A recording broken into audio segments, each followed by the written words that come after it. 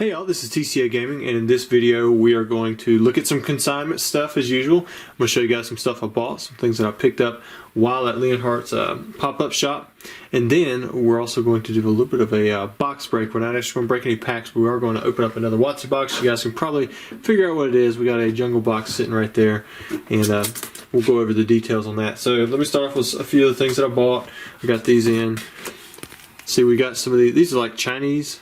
But I figured these would be a little bit easier just to buy individually and then submit them myself. See, it's just a few different ones from more recent sets. So I'm going to submit those, or at least one of each, and just see how it goes. Pulled in some pretty cool items. So while I was at Leonhart's pop-up shop, I hung out with Charlie basically the whole time. He gave me this right here. So if you guys don't know who Charlie is, Charlie collects, I think is his Instagram. I'm going to put his Instagram down here in the description because I'm telling you now, if there's anyone in the hobby you want to know, it's him.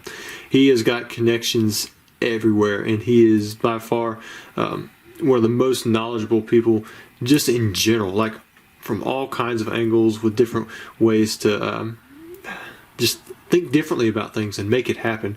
He's one of the youngest, most successful people in the Pokemon hobby. He's been at this for a long time. I think he was telling us over the weekend where he was basically at 16 he was able to go full time at Pokemon, or he was making a living off of Pokemon at age 16. He's like 27 now, so he's even younger. He's like 4 years younger than I am. But he's got a really cool collection, a lot of connections, and you should definitely check him out. He's not like huge on YouTube or really like well known like out in the spotlight, but he definitely deserves to be, especially if you know some of the stuff he's done for us in the background. But he just gave me this, you know, right off. He showed up, and the motel that I went to was pretty sketchy. But you know, maybe we'll talk about that in another video. But he gave me this, and you know, I'm glad that he came and joined me during the whole event because we went to a few different things. I bought this on eBay, and I also got the Merlin Charizard sticker. I got this one for cheaper than the last one went for, and that's expected. You know, this is really niche, so I don't know how many people are going to connect these. So like if we had a dozen of these things come out, I mean, they would inevitably, you know, be probably even way less than even half, you know, what I paid for this one, which was like $800 some or so. And the thing is, I've actually got some of these. I just have to grade them. I picked up this one because I was like, oh look, there's a little bit of a Charizard down there at the bottom. So, you know, I thought for, you know, if it's going to go pretty cheap, I'll just pick it up because I'm kind of picking up the cards that have Charizard in the artwork, but I'm not really pursuing it too hard. I want to see how it goes. I picked this one up in auction. It was for a pretty good deal. I want to say it was like $700 some, but this is the Pokemon Center. The Lucky Stadium I like a lot more, but the Pokemon Center is probably just as rare. Just it's not as appealing because it doesn't have a Pikachu riding Charizard, or a Charizard, yeah, a Pikachu riding on top of a Charizard. And then let's see, I bought this one right here. I got this one in an auction. I've always liked this card. It was just one of the Japanese promos I used to sell a lot of back in the day, and then kind of got away from it, and then I saw it, and I was like, you know what? Let me just see if I can pick this one up. And I got it for a good price. I think I did. At least it was quite a bit less than the previous time. Got a few things in on consignment. Here's some more of these graded packs. These are all, I believe, should have CS13 in the title. So we've got the Neo Discovery 8, the Fossil 10, and then the 20th anniversary CP6 pack. These all start on February 6th. It's the following Sunday.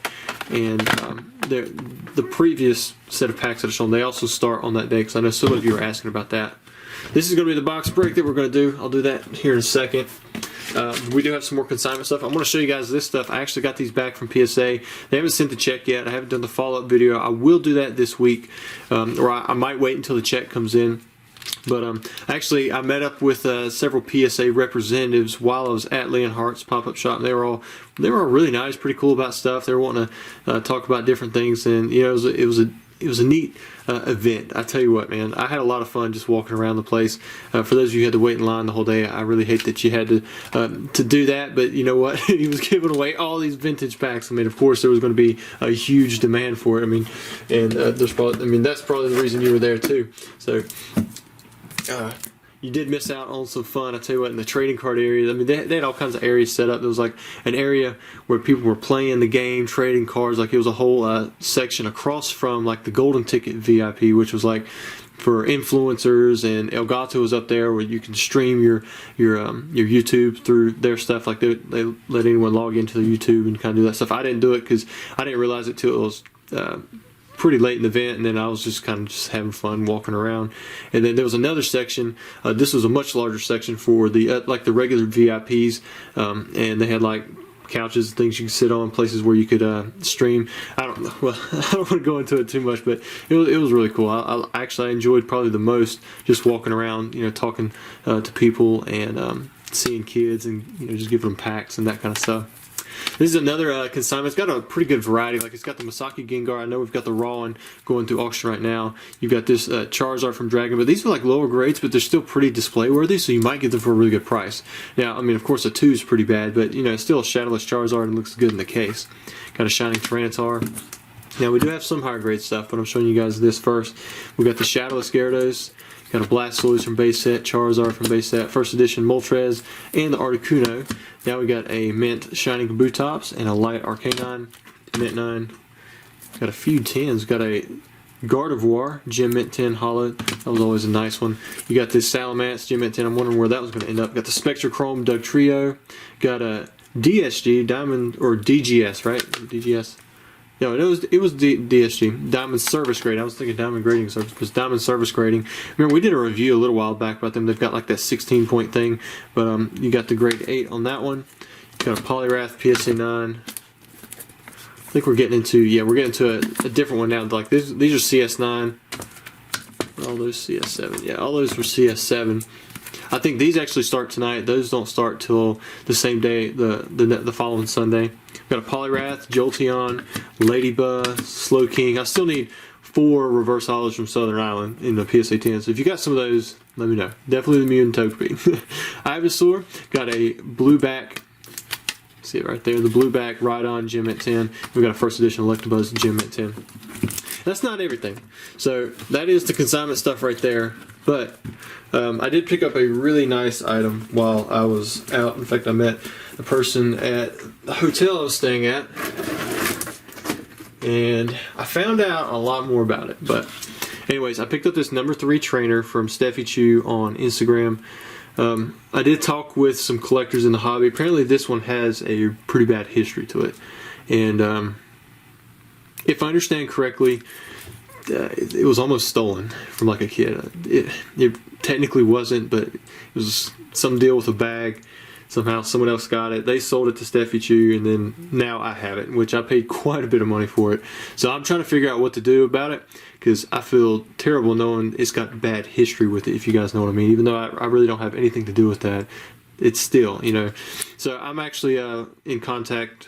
Well, Charlie had told me to reach out to DJ Gigabyte. Hopefully he can get me somehow in touch with the original winner of this card. And I'd like to talk to him, you know, get his side of the story, and just kind of analyze all the facts. And then maybe go from there and see what I should do, see what the right thing to do is.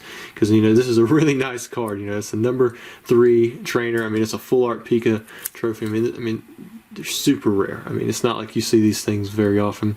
And I paid a lot of money for it. But I still like to do the right thing, so I'm hoping that, you know, I can talk with the guy. I don't even know if he's a kid anymore. I mean, this was back in 2015, so that's been, you know, 6-7 years. So he's probably a full-blown adult by this point. I don't know if it was like a little kid or if it was like a teenager or what, because like I said, I didn't know anything about it, and it's going to be interesting to see how it ends up and what I end up choosing to do. But I'm just letting you guys know that I do have it, and I am aware of the bad history on the card, and hopefully, you know, we can do something about it, because, you know, if somebody was wronged in the community, you know, I want to help out in some way. All right, now moving on past that, you know, more drama, right? We have this right here. So we have this Jungle Booster box. You can see a little beat up, but it's nothing too crazy on it. But this one's being broken for opening, and the booster packs are $200, and we will be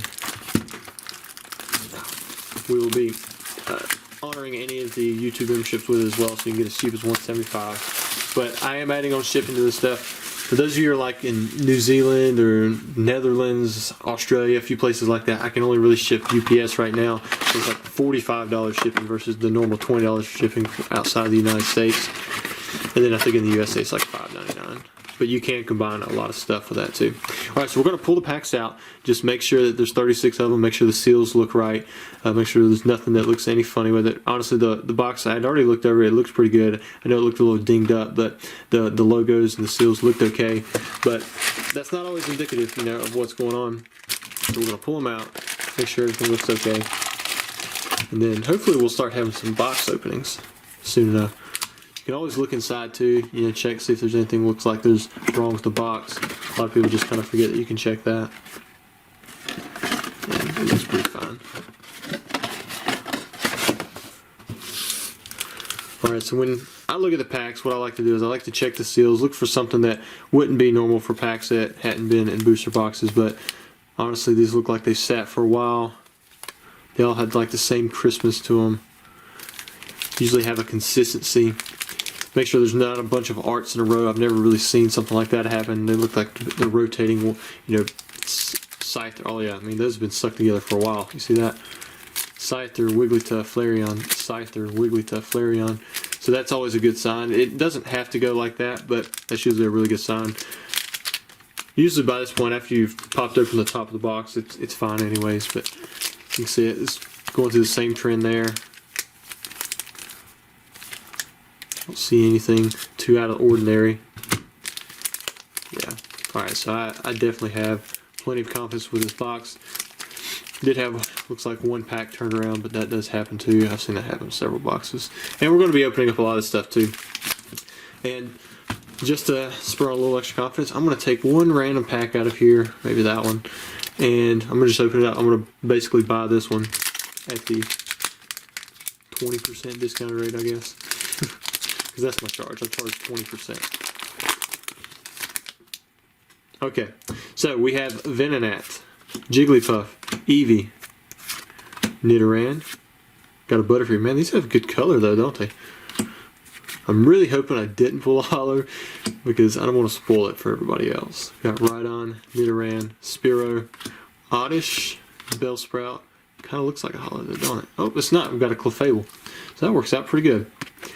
So it looks like the cards are nice and clean, very crisp, good centering. I mean, we won't know the centering until we see the holos because that's the main pull anyways, and those are going to be on a separate sheet, so they're not, the centering for the holos could be way different than these, but hopefully they're really good, the print line's good, the quality's good. That's what we're all looking for, right? You know, that's not too bad of a pack, you know, for a non-holo. You got the Butterfree, you got an Eevee, you got a Jigglypuff. But anyways, guys, I hope you enjoyed the video. I know we didn't do too much of openings here, and I didn't go into too much detail about Leonhart's pop-up shop. I know a lot of people are looking for content about that stuff right now, but I do appreciate you watching anyways, and we've got a lot of good stuff coming up in the future if I can get around to it. I've got to catch up from this past weekend. I had a blast, and thanks to all who were there and talked to me and, you know, made me feel welcome. I'm kind of like a loner, so I fell asleep at one time.